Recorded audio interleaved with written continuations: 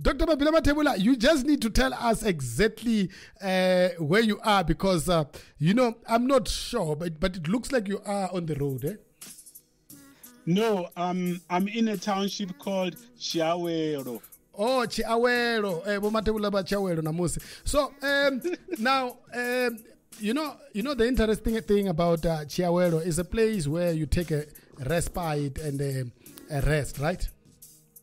Yeah. So are you relaxing there where you are, Dr. Mathebula? Yeah, I'm resting. So Dr. Mathebula is resting and enjoying himself today where he is at a place called Chiawelo, right? Yeah, I'm glad you didn't say Eshawela, because if you say Eshawela, it loses its meaning. It actually loses its meaning, and it no longer becomes what it has, originally intended for. Yeah, for example, in Zulu, Chiawelo is Nkandla. Like Shaka, when he was tired, he would actually go to Nkandla, ati Nginkandla nkile, which in other words, I'm tired. Now he went to Nkandla to rest. Say Chiawero is Nkandla. I like the fact that you actually trying to impersonate him when you say Nkandla. Yeah, Nkandla. Nkandla is Chiawero. Yeah. Now, Dr. Mathebula, let's talk a little bit about, your day today. No, my day I think I've been, walking around trying to recapture the past. Yeah, that's what I've been doing. Recapture the past, so you... The past has been captured by Dr. Mabila Mathebula, but we are not going to have a commission of inquiry for him capturing the past. Dr. Mabila Mathebula, I just find that very interesting to say, capturing the past. So, Dr. Mabila Mathebula, in the last hour, what sort of conversation have you had and with who? No, it's a very good question, and I'm glad you brought it up. I just communed with myself. I took a walk, up to the president's, place, where he was born, and I was really recapturing the past of saying that, this place can actually produce giants like the president Cyril Ramaphosa. And I wish I was one of the giants, but I'm not. Probably I'm a giant in the making. You are actually a giant, Dr. Mabila Mathebula, because I feel like when I'm with you, I'm actually walking on the shoulders of a giant as well. Yeah, I think I'm a giant in the making. So, Dr. Mabila Mathebula, today, Vision is up and down. He is here. He just disappeared somewhere. I don't know. You see, Vision sometimes has got what we call disappearing acts. But I don't know what's happening with Vision these days. You see, today is also wearing something that I've always been seeing being worn by charlatans. What? Oh, okay. These rings. Yeah. that are normally worn by charlatans. Vision. You are a great man. You see, the doctor knows. You see, if you just look at his fingers, you will swear he's actually a charlatan, Dr. Mathebula. Yeah. I hope he's taking that as a compliment. I have to. If I were you, I wouldn't take that as a compliment, but yeah. So Dr. Mabila Mathebula, today we're talking about the role of society in mitigating suicide. And you've got a quote by Calvin Coolidge. What is the quote, Dr. Mathebula? Yeah, the quote says, nothing in the world can take the place of persistence. Talent will not. Nothing is more common than unsuccessful people with talent. Genius will not. Unrewarded genius is almost a proverb. Education will not. The world is full of educated derelicts. Persistence and determination alone are omnipotent. Close quote. And then omnipotent. Do you know what omnipotent means? Vision. I know you do, but I know I caught you unawares, right? Yeah, you did catch me anyway. But I think you'll give the definition. What do you think omnipotent is? No, your own definition. To have power. What sort of power? Ultimate power without no limit to end. Vision is smart. Eh? Oh, great. He's a great man. Vision is very smart. Now, Dr. Mabila Mathebula, what is it that society has taught us? The 3 lessons that society has actually taught us. Yeah, emanating from the code. I think society has taught us one thing. Firstly, we have actually been taught that if we are endowed with talent, it is the license to success. Or if you are beautiful or handsome, you are guaranteed of success. But when you go through life, you start realizing that your talent is no longer a guarantee for success. And then the question that I might actually put to you and Vision is that how many talented artists do you know, internationally and as well as locally, who have committed suicide? Too many to count, eh? Yeah. Too many to count, Dr. Mabila Mathebula. Yeah, absolutely. And then secondly, we have been taught that if you are a genius, you are guaranteed of success. I still remember when I was at school, teachers used to say to bright students, you have got a bright future. And then the question that I'm putting, how many of those who are now suffering from these maladies, such as depression, obsession, addiction, loneliness, emptiness, as well as relationship breakdown? Those are the bright students, because now you just took me back now to the days when I was at school, and I'm thinking of those that were told they're actually bright, and I can see how they're living their lives now, Dr. Man, which is actually sad. Yeah, absolutely. Also, we've been taught that education is a key to success. People go to university to access the proverbial key to success.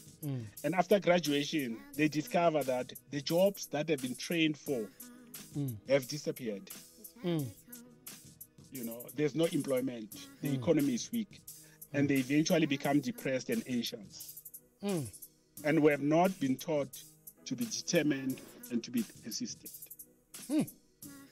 Which is actually a very, very sad thing. And it reminds me of the discussion we were having on Thursday with my guest on the Made show, and we were talking about self-actualization, Dr. Mabila Mathebula, and I feel like if people can self-actualize, we will be able to be in the position where we can then be able to make success of what those lessons you're talking about, Dr. Mathebula. Yeah, absolutely. I think, what we are saying essentially is that you are not going to succeed in life because you are talented or you are a genius or you are educated. You can only succeed if you are determined as well as persistent. And these are things that we have not been taught by society. And then if people discover that my talent, my genius, my education does not actually help me, they end up committing suicide. They feel that, society, life has got nothing to offer anymore, because we have never been told that life is hard and we need to be persistent and we need to be determined. Now, Dr. Mabila Mathebula, in 1945, Winston Churchill actually went to a high school to address students. What did he say? Yeah, I like Winston Churchill, not because I'm a Churchillian, but I like him. In 1945, he went to address high school students, and he said to them, never give up. Never, never, never, never. In nothing, great or small, large or petty. Never give up except to convictions of honor and good sense. He actually realized that people give up easily. And then he impressed upon the students never to give up. Now, Napoleon Hill, Dr. Mabila Mathebula, as well strike another chord or a note, Dr. Mabila Mathebula, with a philosophy. What did he say? No, and Napoleon Hill often says that what the mind can conceive, it can achieve. So what the mind can do, what, Dr. Mabila Mathebula? What the mind can conceive, it can achieve. For example, if you say you want to be a millionaire, you'll be a millionaire. If you say, this is what I want to achieve in life, once it is conceived, it can be achieved. But the problem is people don't actually conceive. That's why they don't achieve. So for every challenge, Dr. Mabila Mathebula, for us as human, is there a solution or an answer for every challenge that we have? Yeah, that's the problem. That's another script that we received from society. For example, when you are at school, you are given a sum to solve, and you must come up with a solution. 1 + 1 is 2. That's how we have been scripted. But when you go to the school, when you go through the school of life, you find that the paradigm now has changed. You find that for most of the challenges that you have, you don't have the solution. And I can give you an example. For example, so many people are asking themselves the following questions. For example, why was I born? Why did my parents die before I was born? Why am I disabled? Why am I not having a life partner? Why is my son a drug addict? Why am I paralyzed or blind? Why is my partner cheating on me and fathering many children out of the wedlock? Why do people frown upon my sexual orientation? Why did my parents divorce? Why do I have bad luck? Why did my partner move out of the house? Why was I exposed to retrenchment? Why am I at loggerheads with my siblings? Where is God when it hurts? Now people have got a lot of questions. And then they realize that they don't actually have answers to these questions. As opposed to when you were at school, when every question had an answer. But when you go through the school of life, you find something different. There are so many questions, but there are no answers. And in the midst of you finding or trying to find the answer, Dr. Mabila Mathebula, there's something that Gertrude Stein actually whispered. Yeah, Gertrude Stein said something very interesting. And she says, there is no answer. There's never been an answer. There'll never be an answer. And that is the answer. There's no answer. There's never been an answer. There will never be an answer. And that is the answer. Now, that's the answer. Now, what should society do, Dr. Mabila Mathebula, to deal with maladies of a soul that may lead people to take their lives? Yeah, firstly, it's a very good question, and I'm glad you brought it up. I think, firstly, the home as a socializing agency should anchor people to withstand challenges. We need to go back to storytelling with a view to instilling courage in our children. We also need to ask our children their personal challenges and listen attentively to them. For example, you have got a daughter who's actually breaking up with a boyfriend. You don't know, you need to listen attentively to her, and you need to move from the cure model to a care model. And to be in their shoes, and try to be loving and try to be understanding. And let us not try to be, psychotherapists. A psychotherapy has got all the answers. We must struggle with them. We must listen to move with them. We must empathize with them. We must listen more, to them, and try to understand exactly what they're actually going through. That's what the home can do as a socializing agency. The home is not there to judge. The home is there to nurture. And then second one, Dr. Mathebula? Yeah, also, we talk about faith-based organizations or churches or mosques or synagogues. also they must actually understand that their members are going through life challenges. For example, Christians must take the teachings of His Holiness Jesus the Christ seriously. For example, He says, in the world, you'll come across tribulation, but come to me because I've overcome the world. Always use scriptures, that addresses that address melodies of the soul. For example, do not be anxious, do not actually, do not worry, renew your mind. You need to fight a good fight. People must actually understand that we are in this world to fight a fight and a good fight. Now you need to drum those scriptures into them so that they actually understand that, this world is not rosy. This world has got challenges, and the church is there to assist its members, to cope with these challenges. Okay, Dr. Mathebula, and then the next one. Yeah, also educational institution must also move from the ivory tower paradigm, where people are actually told that if you have got a degree in engineering, your life will be rosy. If you are a science graduate, your life, will be rosy. They must be told about the challenges that happen in the workplace.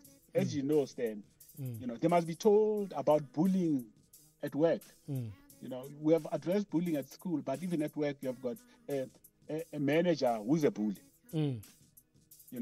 They must actually be told about professional jealousy. If, for example, you are Stan, you are successful and you are brilliant, people will be jealous of your achievement. Now they must actually understand of professional jealousy. Power struggles in the workplace, gossip, as well as occupational psychopath. People who are actually psychopaths at work. They must actually be told about these challenges so that when they come across these challenges, they are not actually frustrated. They know that we've been told about this thing. That's why we need to be emotionally intelligent. And then another one, Dr. Mathebula. Also, the state, as the greatest organization, they must also ensure that there are actually enough programs or awareness campaigns to address the question of mental health. And also they need to encourage people to move from welfare to workfare. Because if you leave people perpetually in welfare, they end up not having, a good life. But we need to strive as society to move those people from welfare to workfare so that they can actually, work for themselves and earn a living. And also the private sector, finally, they must actually be involved in social corporate investment and also aid NGOs who are actually dealing with mental health. Those are the issues that I think as society we can do to mitigate suicide in our society. Dr. Mabila Mathebula, that's very interesting. And I realized that today we had so many codes, right? So we don't actually have any code in our quotable cabinet, and we also don't have any word in the vocabulary cabinet, Dr. Mathebula. Yeah, I think we had so many codes today, and then we don't want our listeners to suffer from information overload. And I also heard you talking to Vision about the meaning of the word omnipotent. Yes. Which Vision brilliantly described. And then now we don't want to go on a drive of information overload. I think our listeners have had enough codes today, and then we don't have to burden them with more codes. Thank you so very much, Dr. Mabila Mathebula, for always religiously coming through right on time. Thanks, and thank you very much for the opportunity. And I can see that today we don't actually have listeners on WhatsApp who want to know something. Yeah, you see, the thing is, Vision was supposed to be here, and then I don't know where he ran, and I cannot be able to check. But let me just check quickly, Dr. Mabila Mathebula. I'll check on this one. No, we don't. We don't actually have, but I'm sure the questions will still come as they always do, because some of the questions, they actually even come later on. We also have listeners that thinks we are here like 24/7. So, Dr. Mabila Mathebula, I know it is always fun, fantastic. It is, the show that makes us feel so illogificio hipopokunoras right at VMC Planet Radio. We are having a gargantuan day, and my name is Mboneni Stan Murauzi wa Chirata Mchongo, nduwa chimbufe cha mpakazila cha mkwai na msuku, ndarbarauze, arna taba zashu ni madamu abasizana Dr. Mabila Mathebula. Yeah, that's why I'm part of your clan now, Stan. Dr. Mabila Mathebula is now part of my clan. Thank you so very much, Dr. Mabila Mathebula. We are going to talk very soon, Dr. Mabila Mathebula, and I know you are going to be here, next week, same place. I mean, same time, same place, and yeah. Yeah, thank you very much, and then let's meet next week. Thank you. We'll meet next week. Dr. Mabila Mathebula, there's a song called "Who Got the Game," so I'm dedicating this song to you. Thank you very much. All right, let's go. Who got the game?